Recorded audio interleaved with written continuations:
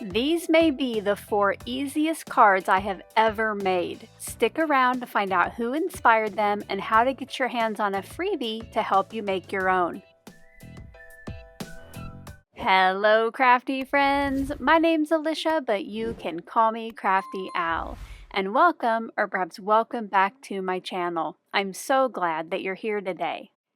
Each month, I get together with some of my favorite crafty friends for the Oh So Inspired Collaboration Hop.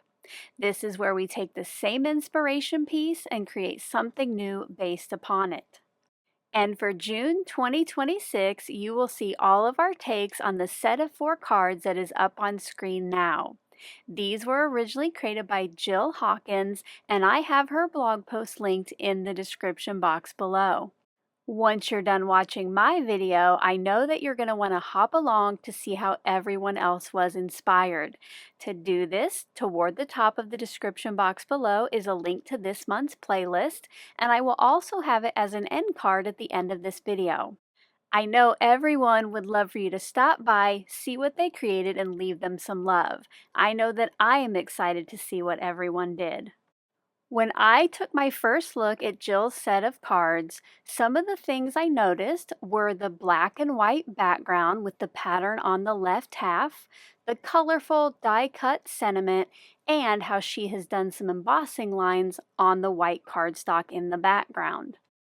For her black and white pattern paper piece, she did some stamping, and you'll see here that instead of doing that, I found a similar piece of black and white pattern paper in my stash, and I cut 4 pieces that were 5 1/4 inches tall by 1 1/2 inches wide. And later you'll see how I made this a no scraps card set. I couldn't quite tell from her blog post how she made those score lines in the background cardstock, and for me, I just brought in my mini Scor-Buddy, and one thing you might notice is her score lines weren't even. They were spaced out at different increments. I liked the look of that, so that is what I did for myself as well. Here's a look at that first piece with the score lines, and you might have noticed that I did have to flip my cardstock over so that they were embossed instead of debossed. Now, if you would like to follow the score lines I made, up on screen now is each measurement that I scored at, and I usually ran my scoring tool 2 or 3 times down that same line.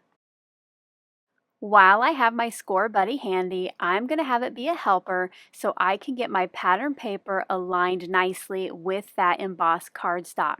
You could use anything that has a little lip and a right angle like this does. While the glue was drying on those pieces, since I did use liquid glue for wiggle time, I placed them underneath some magnets on my magnetic glass board from Glassboard Studio. I showed it briefly earlier on camera, but I purposely cut this pattern paper a little bit longer than I needed, so just slightly taller than 5 1/4 inches. Then when everything was dry, I just snipped off that extra, and that just made sure that these pieces were long enough in the end for the background cardstock. On Jill's cards, between the pattern paper and the cardstock, she did one of her signature things, which is stitching between the two. Now, I'm not going to do that because it would probably take me hours to get it figured out. So what I did instead was bring in my sentiments, which I'll tell you more about those here in just a minute, and I found some Love from Lizi strips that I thought would match each one. Instead of stitching, I'm just going to choose one of the strips and place it right up against the pattern paper. This way there's a little extra decoration and some shine. The blue ones have a foil look, and then the pink ones, although it's harder to see, they have some glitter in them. I would love to know what inspires you about Jill's cards. What might you create based upon her set? Let me know down in the comment section below. I cannot wait to read those. As I mentioned in the intro, this is seriously one of the quickest sets of 4 cards I have made in quite a while. I skipped the stamping of the black and white pattern. I skipped the special stamping of the sentiments because you might notice she did like an ombre look with multiple colors on her sentiment stamps. But one thing I did have to slow down for and stamp were the little coordinating strips that went with it. So I chose this set, which is a collaboration from Brutus Monroe and Tailored Expressions, and it is going to get me lots of sentiments that I can use even in future projects. I did decide to follow along on one of her cards how she used black cardstock with white heat embossing, and I did that for my set.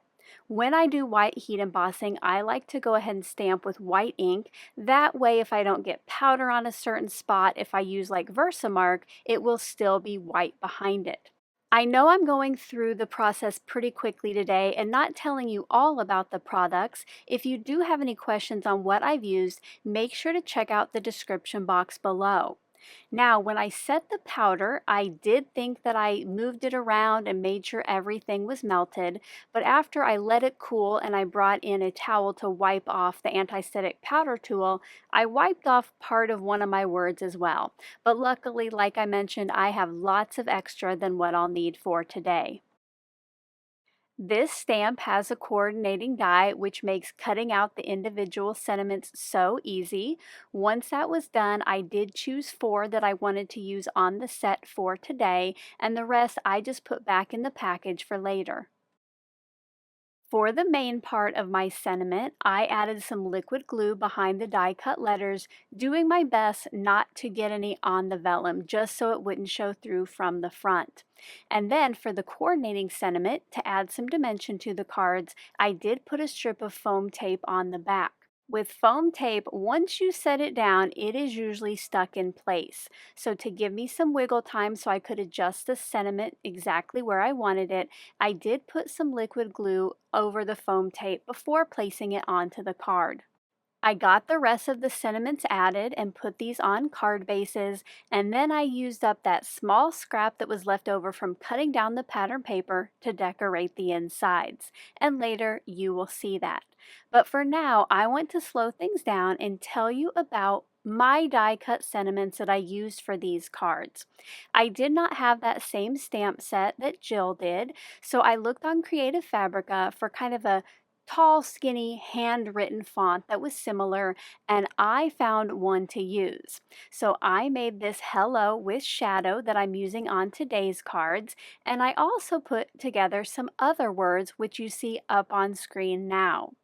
If you are a channel member, you're going to want to check out the membership tab later today, or you can also check out the monthly blog, and you can download the full set of sentiments. And good news, if you are a subscriber, I'm going to give you a small taste of membership. You can sign up for my email list and receive the Hello SVG file if you would like to make your own cards. You will find the sign up link in the description box below. Even if you're already an email list member, you will need to sign up on this special form, which looks like the one up on screen now. I will leave this freebie available until June 27th, 2026. To make these cards even easier, I didn't even ink blend my cardstock or my pattern paper that I cut my word from. Instead, I found some pattern paper in my stash that gave that same look. I hope you enjoyed seeing how I was inspired by Jill to create this set of 4 super quick and easy cards. If you did, as always, a thumbs up is appreciated. Now don't forget to visit everyone else on the hop by using the link in the description box or the end card here in just a few seconds. Until my next video, I hope you're all having a crafty day. Bye-bye. Thank you so much for taking the time to watch all the way to the end of the video. I hope now you'll consider clicking on one of the videos or playlists I have linked above. And if you are interested in any of the products or tools I used in today's video, I do have some links in the description box below.